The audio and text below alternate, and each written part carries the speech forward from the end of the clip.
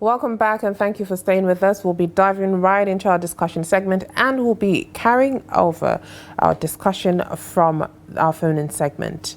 Our country's growing debt, now estimated at an astonishing 193 trillion naira. What does this number really mean for the economy, for inflation and for the average citizen? To help us navigate this complex issue, we have with us Dr. Paul Alaje, Chief Economist at SPM Professionals, with over 15 years of experience advising governments, multinationals and development institutions across Africa. Dr. Alaje is uniquely positioned to shed so much light on both the numbers and the strategic implications. From the rise in domestic and external borrowing to the pressures of debt servicing amid fluctuating oil revenues and a weakening naira, the challenges are significant. So today we'll explore the realities behind the headlines, the risks ahead, and what policy makers can do to steer Nigeria towards fiscal stability. Dr. Alaje, thank you for joining us this morning. A beautiful morning to you. Thank you so very much for having me. Absolutely. All right, let's start with this, Dr. Alaje. Nigeria's total debt stock has now been estimated at 193 trillion naira, which is a staggering figure by any measure. So can you help us unpack this number? What exactly does it comprise? And, how did we get here so quickly? Okay, thank you so much.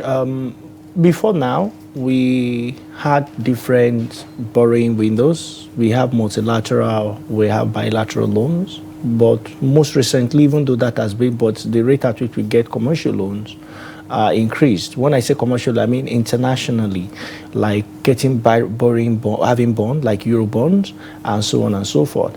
Now, most of the money, not so some of that money you have there, I believe over 40 trillion naira was not actually borrowed. The money there was as a result of devaluation.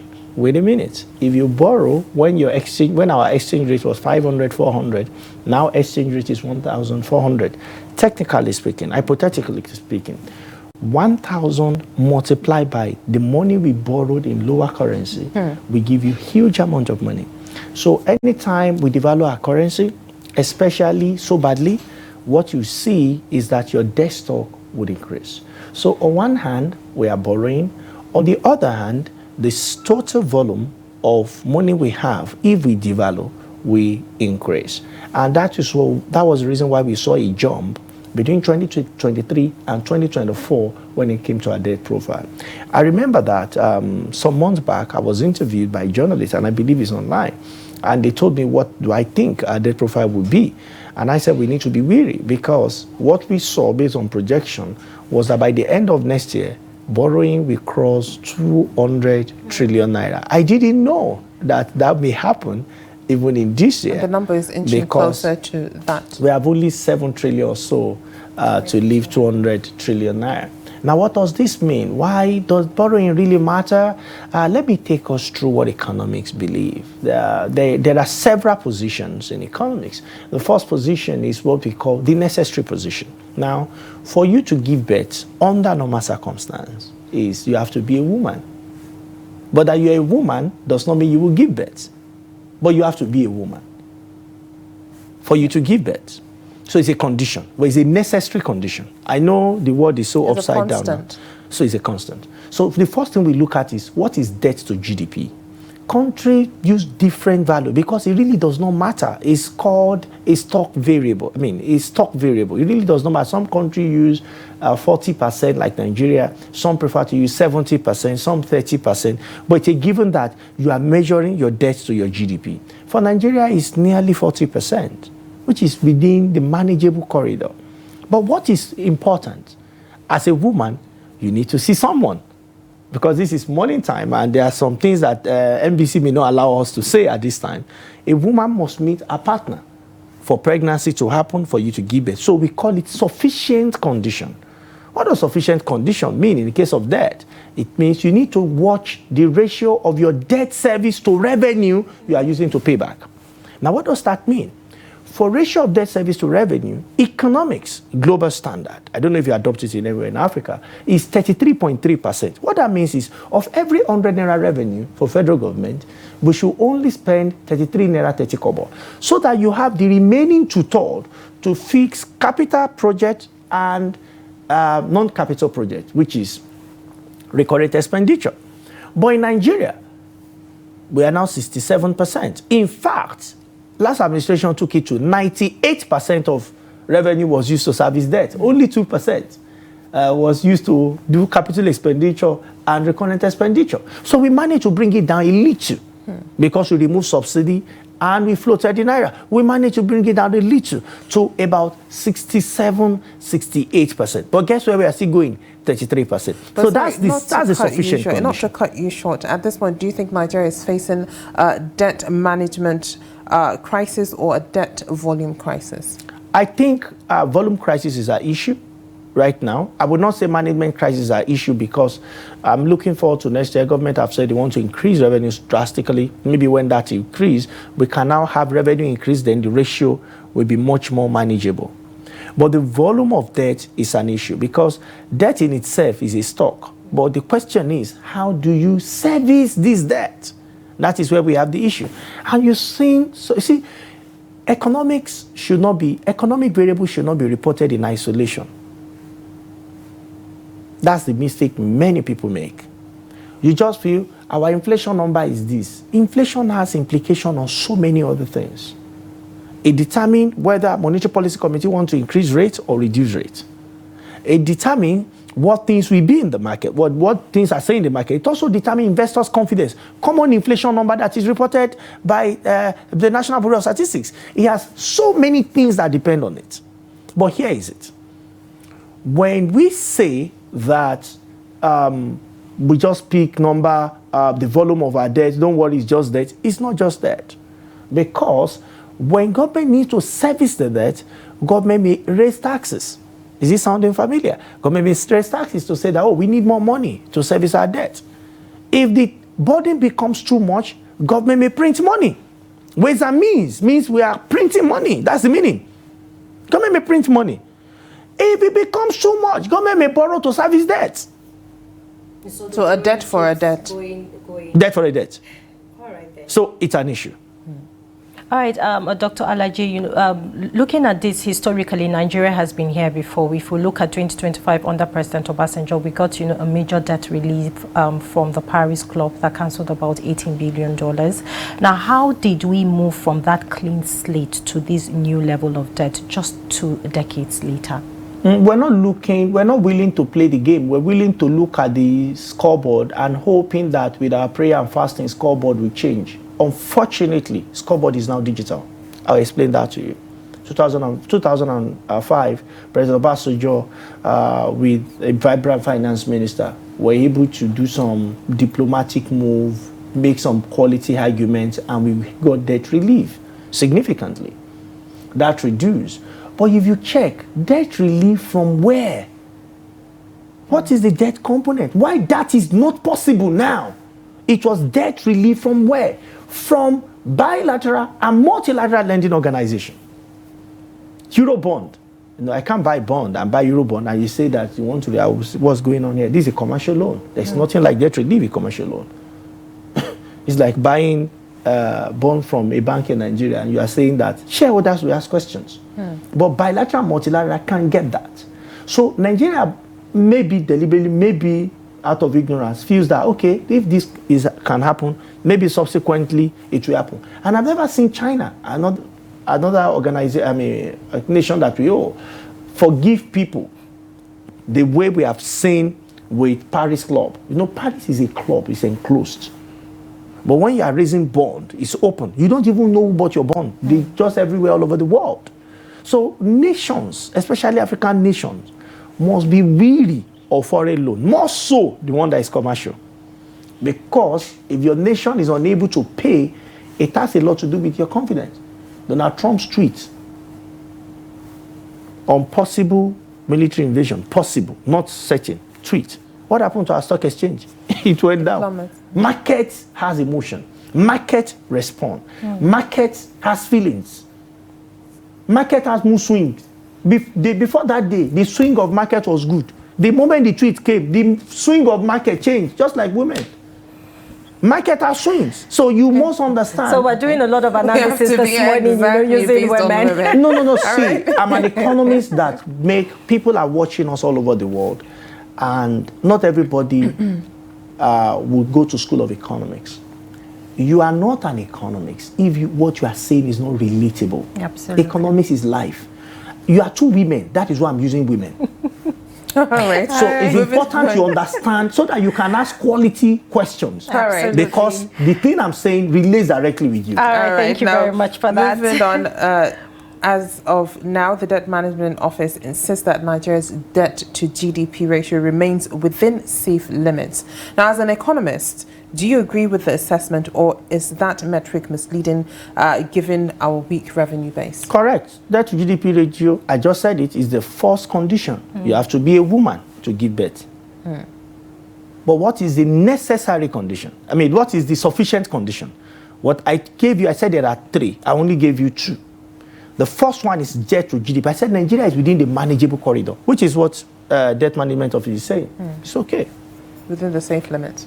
However, the second one, Debt Management Office cannot answer it. It's Ministry of Finance. What proportion of our revenue are we using to service debt, which is debt service? So you will never hear Debt Management Office say that because it's not in their domain. However, the first condition Debt Management Office can give us. The second condition, what's it called now? Ministry of Finance will tell us. The third condition Nigeria will tell us, which is the impact of debt on the economy.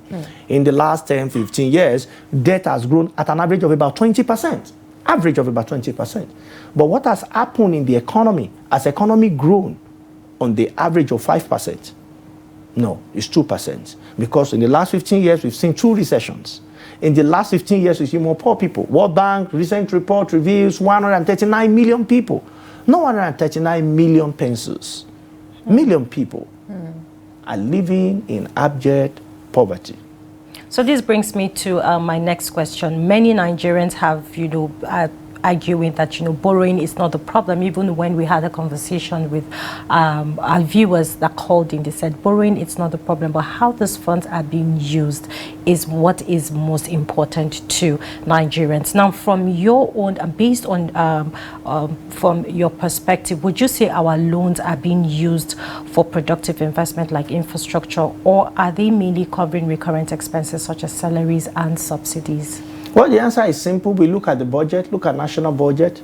When you look at national budget and you see the revenue in the budget, will it settle all recurrent expenditure? If the answer is no, then we are borrowing for recurrent expenditure. So when you look at the national budget, you look at revenue components, you say revenue versus recurrent expenditure. Once they tally, that is, for Nigeria, we usually do around 78, sometimes 80 of all budget is recurrent. Meanwhile, we should actually have 50-50 or capital more. So capital is usually lower. Capital is between 20, maximum 30. So when you look at our revenue, if revenue is not up to 70 to 80% of the total budget, they know that somewhere, somehow, we have to pay. And over the years, I dare say over the years, in the last 10 years, most of the time, most of the cases, we have borrowed for recurrent expenditure. Why? When the first budget is presented, it doesn't look as though it looks balanced. But media, the fourth arm of government, often forget that most likely you are going to have supplementary budget.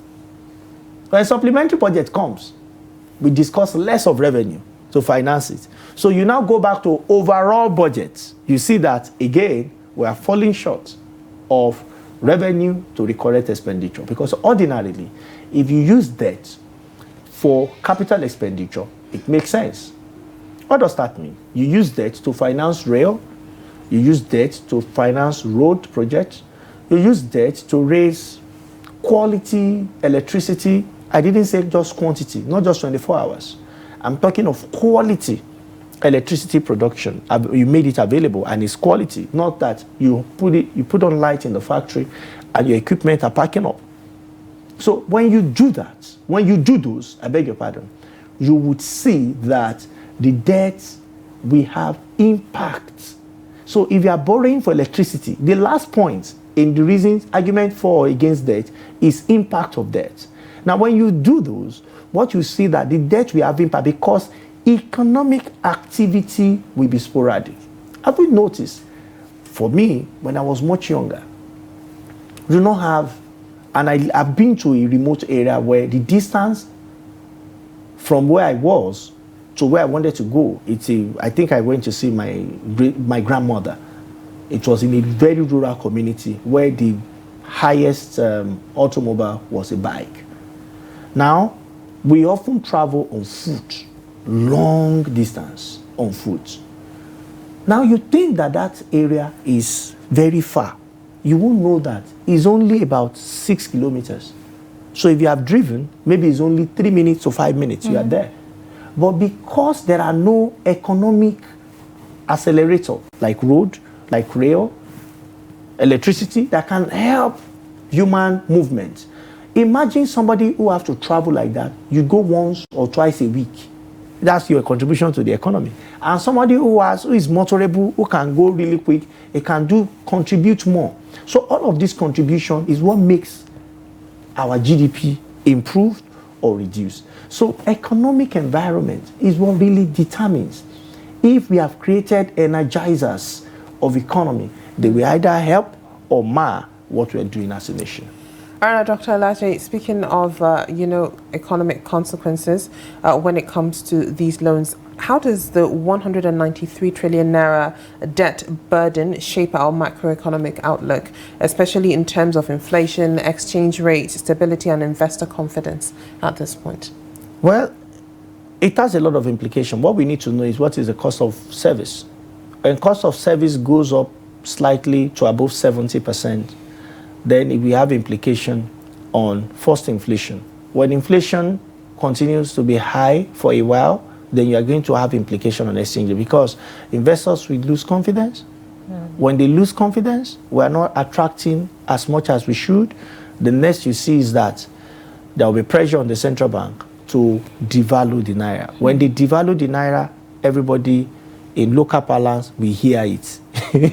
What it means is that the price of your tablet would increase. Everyday Your beautiful bracelet will go up. Your scarf will go up. Your hearing will go up. Your price of shoe will go up. Even though where those things came from, the price remain the same.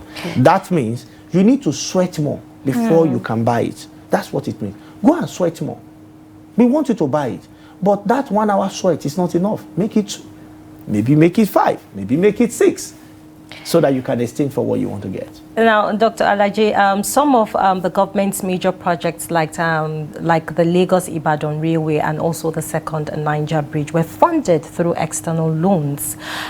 Do you believe such projects justify the growing debt, or are they too few to make a real difference to the economy?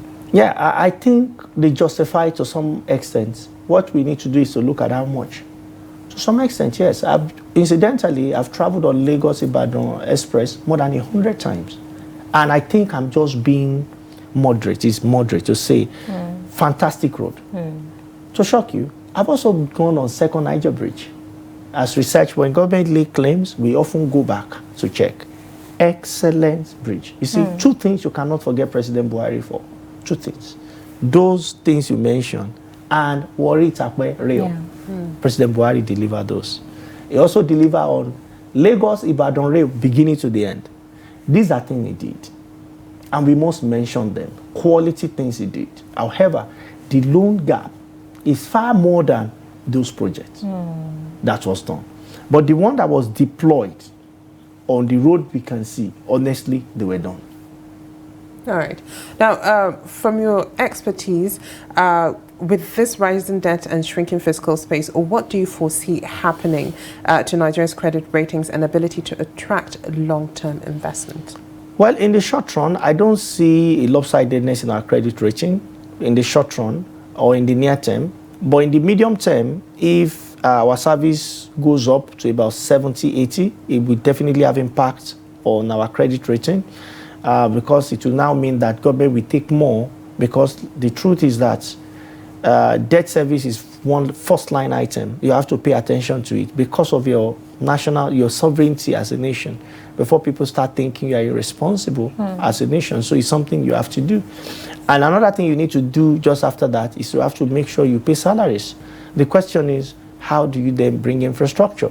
That means you have created a cycle of borrowing. You have to go back to borrow, then you see that the service is increasing. Meanwhile, what you could do is just to service it and pay salaries. Now, salary is not going to be 100% from your revenue. Then you have to go back to borrow to the point that you now get to to borrowing to service loan. Then you know that is a total mess. So for now, in the meantime, I think investors and also rating agencies are imagining that maybe when the tax reform starts. But you know, tax reform, technically, market have started reacting. You saw what happened to the Nigerian Stock Exchange. Because of what? Because of capital gain tax in the market. Market did not respond positively enough because market feels that, oh, come on, this is market, why do you want to charge us? There are a number of other exchanges in the world where this is not obtainable. And portfolio investors are part of the people, part of the reasons why we have our reserves. Not the only reason, but just one of the why we have our reserve increased sporadically. So to about 42, 43 billion US dollars. We have to be mindful in implementing policy that will now scare away investors in the medium or in the meantime, because all of those will have implication on whether we would actually sustain the economic stability we've started seeing or otherwise. All right. Thank you very much, Dr. Paul Alaje, even though time is not sufficient at this point. But thank you so much for being here on Daybreak and unpacking a lot for us when it comes to the borrowing that Nigeria does. Thank you so very much. It's a privilege to be here. Absolutely.